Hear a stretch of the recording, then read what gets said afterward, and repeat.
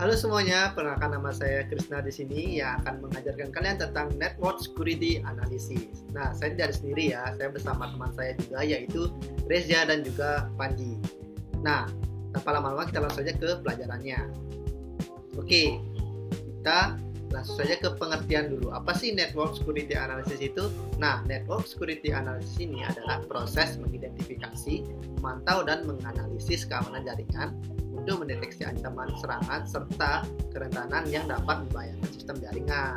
Nah, ada beberapa tujuan nih teman-teman. Yang pertama ada melindungi data, mencegah akses tidak sah, mencegah integritas sistem, dan mengurangi risiko serangan cyber. Selanjutnya ada pentingnya keamanan jaringan. Ada alasan pentingnya. Yang pertama ada meningkatkan serangan cyber, perlindungan data pengguna, menjaga reputasi organisasi, dan memenuhi regulasi keamanan. Kedua, ada dampak jika tidak aman teman-teman. Udah pastinya kebocoran data, kerugian finansial, gangguan operasional, dan pencurian identitas. Selanjutnya ada komponen keamanan jaringan, yaitu CIA Triad, yaitu confidentiality, yaitu kerahasiaan data. Lalu ada integrity, yaitu keutuhan data, dan yang terakhir ada availability, yaitu ketersediaan layanan. Lalu ada ancaman keamanan jaringan. Nah, jenis ancamannya itu ada malware, virus, worm, trojan, ransomware, dan juga spyware. Lalu ada serangan pada jaringan juga, yaitu network attack, yaitu DOS atau kepanjangan Denial of Service. Lalu ada DDoS, Man in the Middle, phishing, brute force attack, dan sniffing. Lalu ada metode analisis keamanan jaringan, yaitu ada teknik analisis, yaitu monitoring traffic, vulnerability assessment, log analysis, penetration testing, dan package analysis. Nah, biasanya network security itu kan ada toolsnya ya teman-teman. Di sini ada beberapa rekomendasi tools dari saya, yaitu Wireshark, ada Nmap, Cisco Packet Tracer, Nessus, dan juga Snort. Oke, mungkin itu aja dari saya. Selanjutnya akan dilanjutkan oleh teman saya, Reza. Oke, jadi di sini saya akan melanjutkan materi dari teman saya. Jadi sebelum lanjut, perkenalkan nama saya Ibu Reza Rizana Satya dengan NIM 29. Nah, di sini saya akan menjelaskan mulai dari ACL atau Access Control List, yang dimana ACL ini adalah teknik untuk mengatur siapa saja yang boleh masuk ke jaringan. Nah, atau mengakses jaringan. Nah, jadi setiap data yang masuk itu akan diperiksa terlebih dahulu. Jika sesuai aturan, maka akan diizinkan, dan kalau misalkan tidak, maka akan ditolak. Nah, ACL ini sangat penting karena bisa digunakan untuk menyaring lalu lintas jaringan atau filtering traffic. Misalnya kita bisa memblokir IP tertentu agar tidak bisa mengakses server. Nah, selain itu, ACL juga bisa membantu meningkatkan keamanan dan membatasi akses user agar tidak semua orang bisa masuk ke sistem. Nah, yang kedua ada firewall. Jadi firewall adalah sistem keamanan yang bekerja seperti layaknya gate dalam jaringan. Jadi semua data yang masuk dan keluar itu akan diperiksa berdasarkan aturan yang sudah ditentukan. Nah, firewall ini juga bisa berupa perangkat fisik, hardware, atau aplikasi software. Nah, fungsinya itu adalah untuk melindungi jaringan dari serangan luar seperti hacker atau malware. Nah, dengan cara memblokir akses yang mencurigakan dan hanya mengizinkan trafik yang aman. Nah, terus selanjutnya di sini ada dua ya, ada IDS dan IPS. Jadi IDS itu Intrusion Detection System. Jadi IDS itu adalah sistem yang bertugas mendeteksi aktivitas mencurigakan dalam jaringan. Nah, jadi kalau ada serangan atau aktivitas yang tidak normal, IDS akan memberikan peringatan. Nah, sedangkan IPS itu atau Intrusion Prevention System memiliki kemampuan lebih. Nah, itu tidak hanya mendeteksi, tapi juga langsung mengambil tindakan untuk menghentikan serangan tersebut. Nah, contoh kasusnya itu seperti Snort atau Surikata yang sering digunakan untuk memantau dan melindungi jaringan dari ancaman. Nah, di sini ada studi kasus, yang dimana studi kasus ini terjadi serangan di DOS, yaitu serangan yang membanjiri server dengan banyak sekali request dalam waktu singkat. Akibatnya, traffic itu meningkat drastis dan hingga bandwidth-nya itu penuh. Nah, karena server tidak mampu menangani dalam jumlah request tersebut, akhirnya layanan menjadi terganggu atau bahkan bisa tidak diakses sama sekali. Nah, jadi solusinya itu kita bisa menggunakan firewall dan IPS untuk memfilter traffic yang masuk serta memberikan akses dari sumber yang mencurigakan. Nah, di sini ada simulasi Cisco Packet Tracer. Nah, dalam simulasi ini tuh kami menggunakan Cisco Packet Tracer untuk membuat topologi jaringan sederhana yang terdiri dari PC, switch, router, dan server. Nah, tujuannya itu adalah untuk menguji apakah semua perangkat itu bisa saling terhubung, serta mencoba menerapkan ACL untuk mengatur akses jaringan. Nah, dengan simulasi ini, kita bisa melihat secara langsung bagaimana cara memblokir atau mengizinkan akses tertentu dalam jaringan. Nah, yang terakhir itu ada kesimpulannya. Jadi kesimpulannya itu keamanan jaringan itu sangat penting. Sangat penting untuk melindungi sistem dari berbagai ancaman. Nah, dengan melakukan analisis keamanan, kita bisa mendeteksi potensi serangan lebih awal. Nah, dan penggunaan ACL dan firewall juga sangat efektif untuk meningkatkan keamanan. Dan yang terakhir itu Cisco Packet Tracer membantu kita memahami konsep keamanan jaringan secara praktis melalui simulasi. Dan terakhir, terima kasih. Sekian dari kelompok kami. Terima kasih. Baik, terima kasih sebelumnya. Setelah teman saya menjelaskan mengenai konsep dasar network analysis, sekarang kita akan masuk ke tahap praktik menggunakan Wireshark. Nah, pada praktik ini kita akan menganalisis file pcap untuk mencari aktivitas yang mencurigakan dan mengidentifikasi apakah terdapat indikasi malware pada trafik jaringan yang telah diberikan. Pertama, kita bakal atur format waktu terlebih dahulu. Nah, sini kita bisa lihat waktunya itu kayak nggak jelas dan susah dibaca. Di sini kita bakal atur waktunya terlebih dahulu. Kita ke menu view, habis itu ke time display format dan cari date and time of day. Nah, di sini bakal otomatis berubah. Di sini kita mudah untuk membacanya, yaitu tahun 2018, bulan 11 dan tanggal 28. Nah, tujuannya itu agar paket ditampilkan secara lengkap dan berurutan sehingga lebih mudah saat melakukan investigasi. Selanjutnya, kita bakal tambahkan kolom source port dan destination port. Kolom itu membantu kita melihat port yang telah digunakan selama proses komunikasi berlangsung sehingga kita dapat mengetahui layanan atau protokol yang digunakan oleh masing-masing host. Caranya, kita ke atas dan cari Wireshark, habis itu preference. Nah, di preference ini ada yang namanya columns. Di sini kita klik columns. Habis itu kita bakal nambahin export terlebih dahulu. Export. Nah, untuk type-nya itu kita pakai SRC port yang ini ya, unresolved. Nah, di sini kita bisa mindahin juga posisinya, kita taruh di bawah source. Lalu kita bakal nambahin destination port. Nah, untuk type-nya itu kita pilih yang dashboard unresolved. Nah, kita juga pindahin ke bawah destination. Nah, langsung deh dia muncul di sini export dan deport. Nah, setelah ini ditambahkan, kita masuk ke statistik. Statistik ada di atas, ini statistik, habis itu ke capture file properties. Nah, pada tahap ini tuh kita bakal memastikan informasi capture yang digunakan sudah sesuai apa belum, seperti waktu paket pertama, waktu paket terakhir, serta durasi capture yang sedang berlangsung. Informasi ini tuh penting untuk memastikan timeline investigasi yang akan dilakukan sudah benar atau belum. Setelah itu, kita bakal melihat protokol apa aja yang digunakan melalui statistik. Kita kembali lagi ke statistik, habis itu kita ke protokol hierarki. Nah, dari sini kita bakal mengetahui jenis komunikasi apa yang terjadi pada jaringan ini. Pada kasus ini terlihat beberapa protokol seperti ada DNS, TCP, TLS, dan HTTP. Oke, kalau kita sudah tahu jenis protokolnya, selanjutnya kita bakal membuka statistik, kembali lagi ke statistik, habis itu ke conversion. Nah, di sini ada Ethernet, IP4, IPv6, TCP, UDP. Nah, di sini kita bakal milih IPv4-nya. Di sini kita urutkan berdasarkan bits yang terbesar. Kenapa tuh kita urutkan berdasarkan bit yang terbesar? Nah, tujuan itu dimana kita melihat host mana yang paling aktif berkomunikasi sehingga dapat menjadi prioritas investigasi. kita bisa melihat ini ada bits 546, 405, S117 dan seterusnya. Di sini tercatat juga IP address-nya yaitu 95. Kita bisa catat juga di buku atau di mana biar ingat.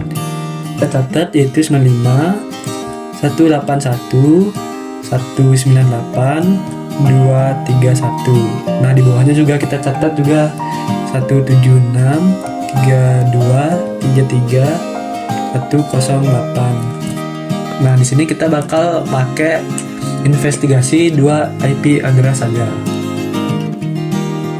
Nah, kita kembali ke menu awal, kita bakal cek source. Nah, source yang pertama ini yaitu 10.11.27.101. Dia ngebuka website klycnap.com. Nah, website klycnap.com ini juga kembalikan IP address-nya yaitu menjawab 10.11.271. Nah, di sini sama. Kita cek lagi ke kanan. Nah, ternyata IP yang kita catat tadi yaitu 95.181.198 ini ternyata memberikan jawaban ke website klycnap.com. Kita bisa cek. Di sini kayaknya nggak bisa salin deh. klycnap.com. Bentar. Oke, nggak bisa. Aku catat dulu di buku klycnap.com. Oke, kita bakal cek ini di virus total. Kalian bisa buka browser kesayangan kalian dan cari yang namanya virus total.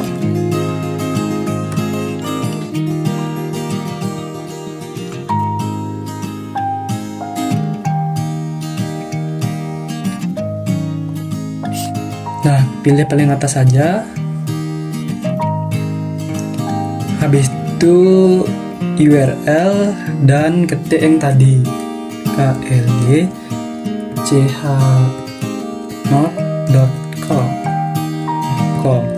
Search.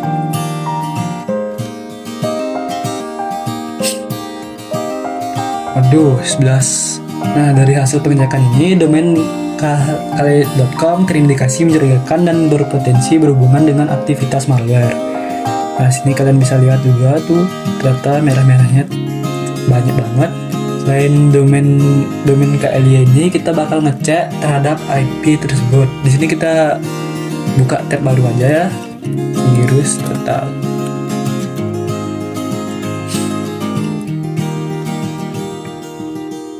Nah, kita bakal cek IP 95 tersebut. Di sini kita cari search yang di sini. Habis itu kita ketik IP tersebut 95 181 198 231. Search.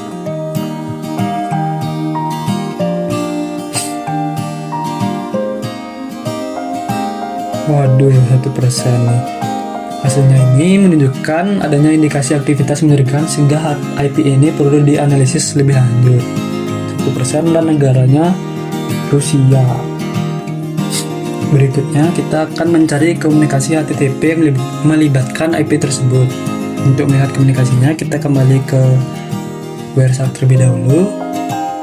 Habis itu kita cari IP yang berkomunikasi HTTP protokolnya. Nah, ini di nomor 6 kita klik HTTP, habis itu double klik. Sini kita cari yang namanya follow HTTP stream.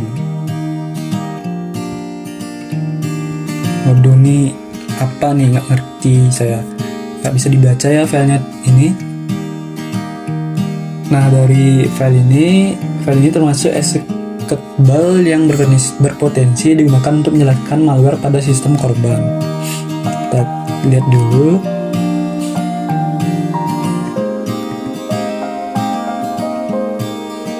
Nah, di sini juga ada website KLY ya, teman-teman. Nah, agar analisis lebih fokus, kita bakal ngefilter protokol HTTP dan IP 95181 ini menggunakan prepare as filter. Kita close dulu. Habis itu kita filter, prepare as filter. Oke, di sini kita double klik lagi ya di HTTP prepare as filter. Habis itu kita selected,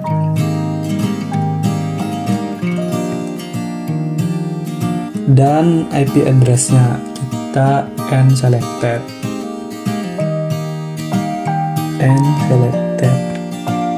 Nah, di sini bakal kelihatan, kita enter aja.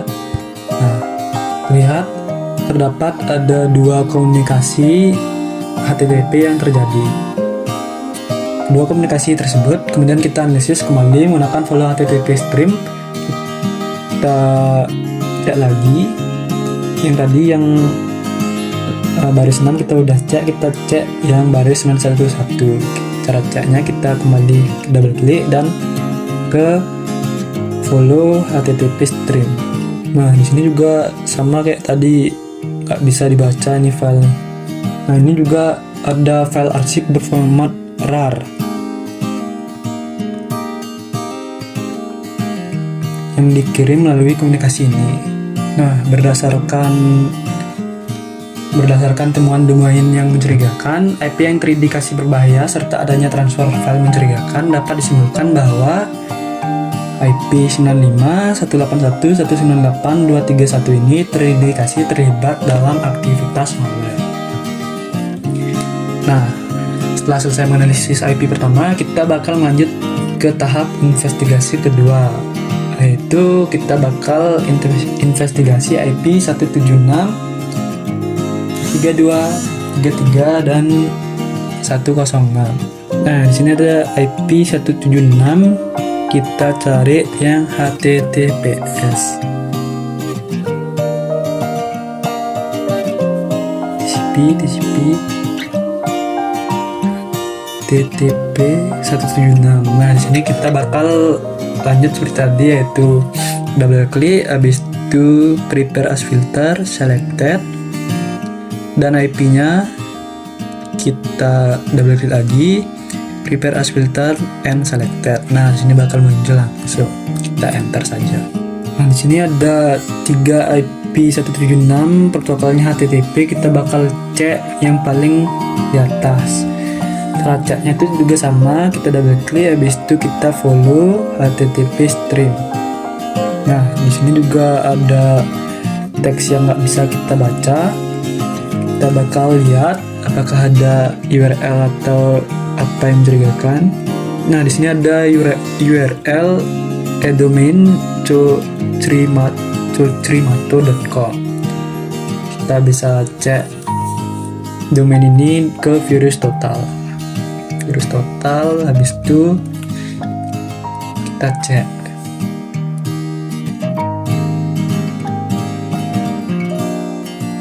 Aduh, ini merah-merah nih, malware nih.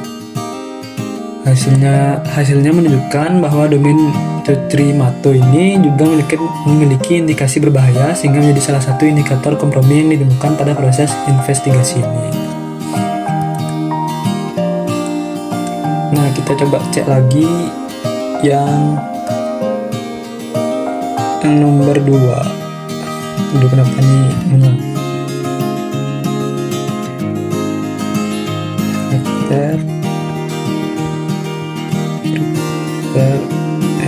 Selected, enter.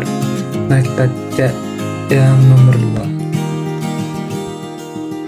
follow HTTP stream. Nah, untuk nomor 2 juga masih sama, domain chrimato.com. Nah, sepertinya sudah selesai. Jadi, berdasarkan seluruh proses analisis yang telah dilakukan, ditemukan beberapa indikator yang mengarah pada aktivitas malware, yaitu domain kaliechenok.com dan IP 95.181.198.231 dan domain chrimato.com. Selain itu juga ditemukan transfer file executable dan arsip mencurigakan melalui komunikasi HTTP yang semakin memperkuat indikasi adanya aktivitas malware pada trafik jaringan yang dianalisis. Nah, Demikian proses analisis network forensik menggunakan Wireshark dan virus total. Terima kasih.